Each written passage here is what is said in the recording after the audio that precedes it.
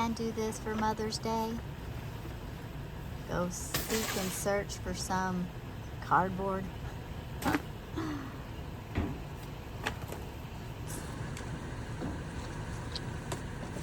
Well, I think this is part of my Mother's Day gift. Dumpster diving for cardboard. He's not in it though. He is not in the dumpster. Oh, not yet, he's not. Uh-oh. That may be recipe for disaster. I don't think I recommend that. Okay, so we got a little bit of cardboard from that dumpster. Head on to our next location. That one won't work, it's too full of wood. No cardboard.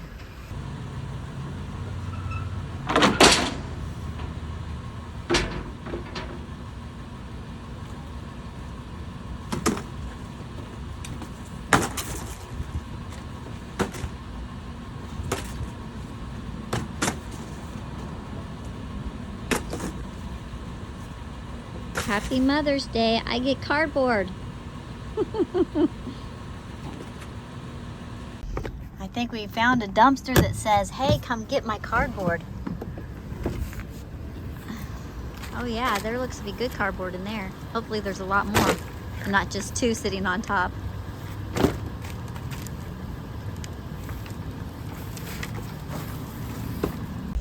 Okay, the one negative to dumpster diving for cardboard is that if you get one, if you get some that come out of a real dumpster, it might come with the odor of the dumpster.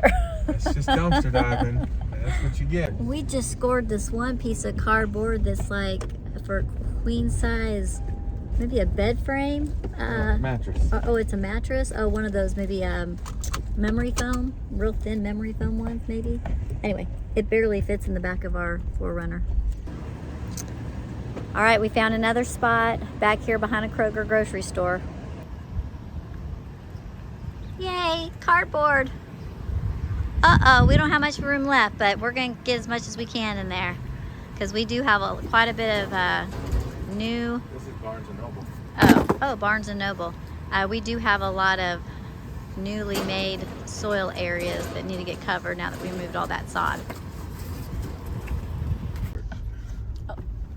Well, it's kind of hard to get it in the frame, but our back of our 4Runner is filled to the brim with cardboard. We hit the mother load at Barnes & Noble. Jackpot. Jackpot.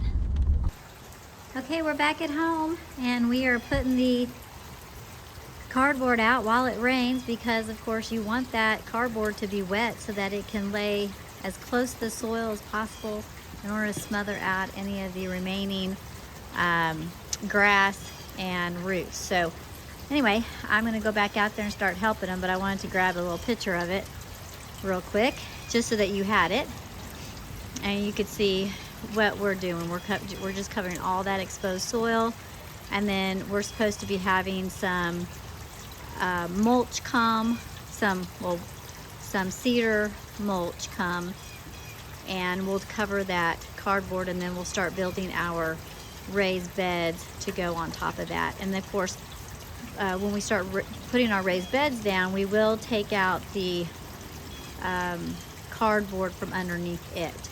So because the soil will be thick enough, I don't think the grass will grow through it. So anyway, that's our update so far. And yes, it's raining and it makes for a little bit more difficult job, but we don't have to use our city water to water and soak all the cardboard.